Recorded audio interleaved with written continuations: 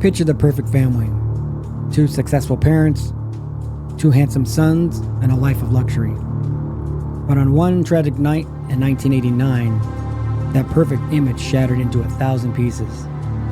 But what shocked the world even more was the revelation that their own sons, Lyle and Eric, were responsible. The Menendez brothers went from privileged sons to ruthless killers. But was it greed or something more sinister that drove them to end their own parents in cold blood? What could have pushed 2 brothers to turn against their parents in such a violent way? Welcome back, everybody, to True Crime Desk. I'm Richard. Now, today's case is definitely one I didn't think I'd be doing, that's for sure. This is an older case from 1989, and I think I was 22 years old at the time, and I definitely remember it was all over the place. It was similar to the OJ case, where it was all over the media. And back in the 80s, or late 80s, early 90s, there wasn't a lot of court TV stuff. It was relatively new. It wasn't like it is now, where he sees like every case is being covered. So it was definitely a big thing back then. And I'm surprised it's back in the news again. But there's been a lot of new allegations or new stuff going on. So I thought it'd be a perfect time to go over it again. So before we get started, those of you that are not familiar with the case, is probably none of you guys, but I'm going to go over a little bit of backstory to get where we are at this point. So with that being said, let's get into it. Now, Jose Menendez, he was born in Cuba and he immigrated to the United States, working his way up from nothing to become a successful entertainment executive. He was described as ambitious, driven, but also strict and controlling, especially with his sons. Now, to be honest with you, this type of behavior is not surprising to me, because I've known a few people that have been in this type of position where they're, pretty high up in companies and stuff. And once you find out they have children and wife and children, it seems like they're very controlling. I mean, that's the way. In order to get to that type of position, you have to be kind of bossy and, like I said, controlling. So it doesn't surprise me to hear he was like that with his kids. But there's a difference between being strict or controlling and being disrespectful and abusive. So there definitely is a difference. So I'm not saying that everybody that has this type of job or in this position is abusive to their children. I'm just saying that when I hear this type of stuff, it doesn't surprise me, and it is believable. Now, Kitty Menendez, Jose's wife, was a school teacher, and she struggled with depression and other mental issues, described as a loving mother, but emotionally distant at times. I don't have a lot to add on something like that. I mean, it's hard to tell. We have to go by the description there. I know there in the trial, they did mention that she could be cold at times, kind of distant, and there could be a lot of reasons for that. It could be a lot of personal issues. It could be because she's having problems with her husband. So we have to take that for what it's worth. Now, they had 2 sons, Lyle and Eric. Now, Lyle was the older brother. He was often seen as the more responsible one, but he also was under a lot of pressure from their father, Jose. Now, Eric was much quieter and more sensitive, who would often struggle to meet their father's high expectations. Now, as I've always said, Lyle was seemed to be a little bit more responsible, but he was also the older one. So I have 3 sons of my own, and the older one seems to end up being a little more responsible. Maybe it's because he's the firstborn and you raise him a different way. I'm not really sure. But I know that Jose had a lot of high expectations for him. He had him in tennis and a bunch of stuff, and he was definitely hard on him. But once again, someone that has this type of job and is driven like that, they have a tendency of being that way with their children. But like I said earlier, it doesn't mean that to be abusive. You just expect a lot out of them. And Eric, the younger one, he could be a little more passive, because I have 3. So that, you have the middle child is definitely different than the youngest and the oldest. They're definitely different between each other, that's for sure. So that's not that unusual. I don't think it's anything that stands out to me in this particular case, that one is more driven than the other or more outgoing. The other one's a little more passive, and it seems to be the older one is that way. That's not that unusual. If you had any children, you know what I'm talking about. That it just seems to be the way it is. Once again, because he is the older one. Lyle is the older child, his first child. That he was obviously there first, so he probably was expecting him to follow in his footsteps and stuff. So sometimes it can be a little more difficult for the older child, I can imagine. Now we'll go over the crime and why we're here to begin with, and then we'll get into where we are today. On August 20th, 1989, Lyle and Eric shot both their parents in their Beverly Hills home. Now, they had used shotguns, and they later described the shooting as they shot their father while he was sitting on the couch, and then they chased their mother down and shot her as well. Now, of course, the crime is brutal and excessive, with their parents being shot multiple times. Now, after the Emming, the two brothers drove away, later returning to pretend to discover the bodies and then calling 911. Now, there's a real famous 911 call where you can, I think it's Lyle who's on the phone once again, because he's the older one. He seems to take charge. And his crying is pretty bad. It's not believable. Yes, police. What's the problem?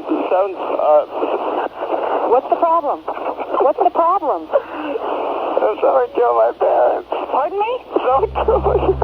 Are they still there? Yes. The people... No. Were they shot? Hey, man, dude. Were they shot? Yes. They were shot? Yes. 102 response, 722 North Elmont approaching. What happened? I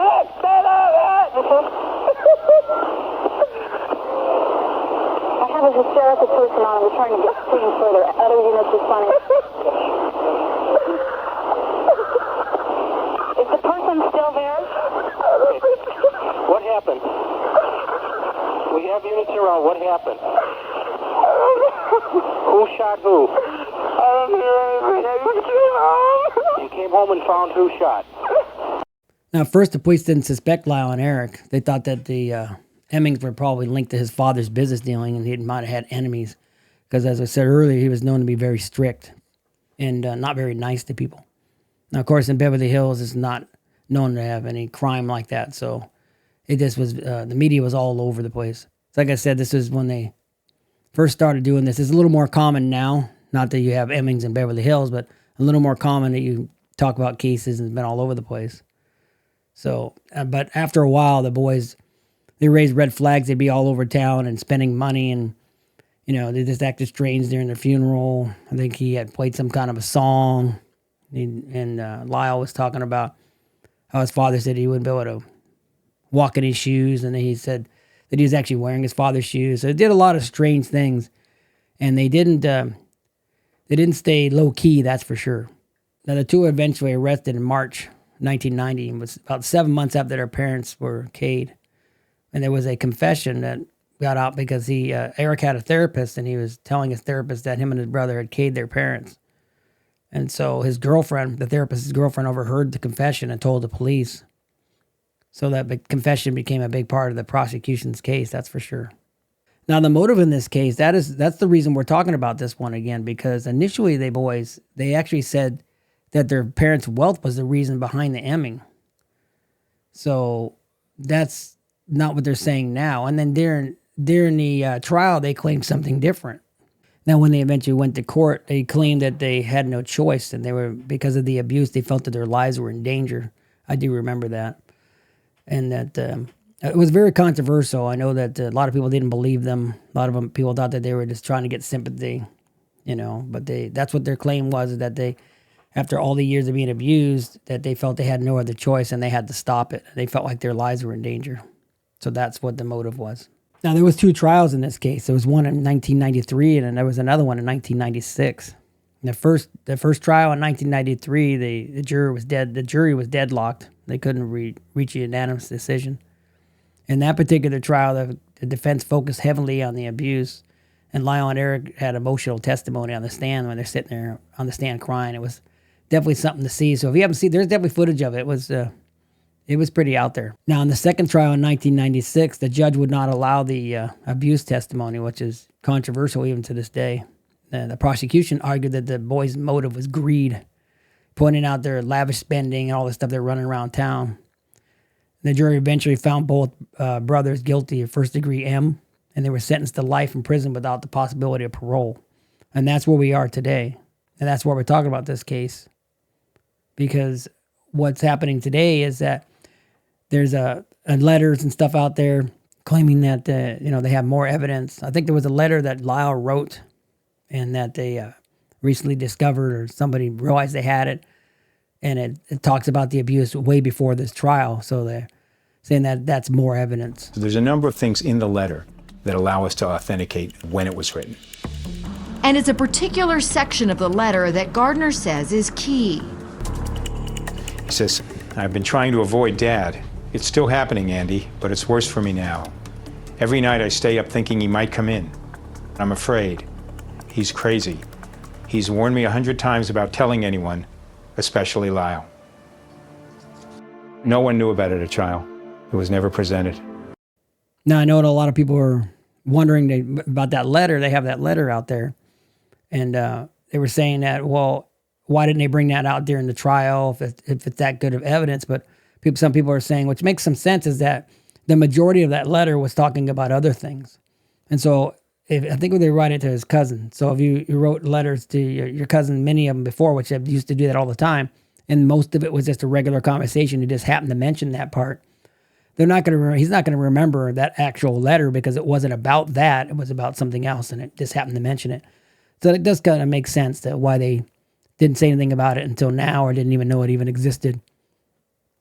Now, one of the members of Menudo, which was a big band at the time, they're a Puerto Rican group, which I'm actually Puerto Rican, but that's besides the point. They're a group kind of like Backstreet Boys, that type of thing. And his father was instrumental in, he basically traveled with them and everything. Now, most people said that he wouldn't be that deeply involved with this stuff. He would, he'd sign things or help people, and they'd move on. But with this particular case, he went on trips with them and was in the hotel and stayed with them and everything. So there was one of the band members that was claiming that he was being abused by him as well. So that's another allegation that came out. Now, whether that's true or not, we don't know. So like I said, there's been a lot of new evidence. I guess you can say it's new, and they're back in the news again. And a lot of people think they should be released. They think they've been in there since, it's at 89, so they've been in there for over 30 years. And so if they were to get out now, it's not like they didn't serve any time. They were just, they didn't have to pay for their crime. I mean, there's a lot of people that commit worse things than this and more kings than this, or even more brutally, and they don't even serve half the time. So 30 plus years, they definitely are not getting away with it. So as far as them getting out, we're not really sure what's going to happen yet. Now, they had a lot of family members and stuff at a press conference the other day, and there's a big push to get these guys out, that's for sure. So I'm not really sure where I stand on it. I mean, they have been in jail a long time. They did K their parents. So whether they did it for justified reasons, I don't know if you'd say it was self-defense. I don't really get that part. It wouldn't be self-defense, but as far as if they were being abused and mistreated and they felt like they had no other choice, that might be one thing. I don't know if they had no other choice. I'm just spitballing here, but let me know what you guys think, because it's really taking off now. So that's why I wanted to do this video, to see where you guys stand and what you think about it. So what do you think about the new evidence? Do you think it is new? You think it's compelling? What do you think about the Menudo member claiming he was being abused by the father? I mean, do you believe the abuse at all? I mean, do you think they should have been in jail to begin with? Do you think it was right for the second trial not to allow them to talk about the abuse? Because I personally don't. I think there was enough that they should have allowed them to talk about it. Them blocking that, I don't think was the right thing to do. So I just want to know what you guys think. Where's your thinking on this? Should they be out of jail? Should they be released? It's definitely interesting, that's for sure. So that's where we are right now in this case. I mean, it's back in the news again. That's why I wanted to do the video on it. There's not a heck of a lot of new stuff, but there's enough compelling stuff to maybe get a new trial, maybe get them released. I mean, so let me know what you think. You think they should be in jail? They should have never been in jail? You think they've done enough time? Should be released outright or new trial? Whatever you think, just let me know, because it's strange, and I'm talking about this one again after all these years. But if there's new evidence or possibility that something was done wrong, we need to make sure we get it right. So that's the most important thing. All right, guys. So that's going to do it.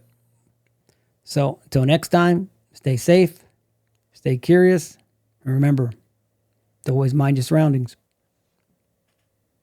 Bye.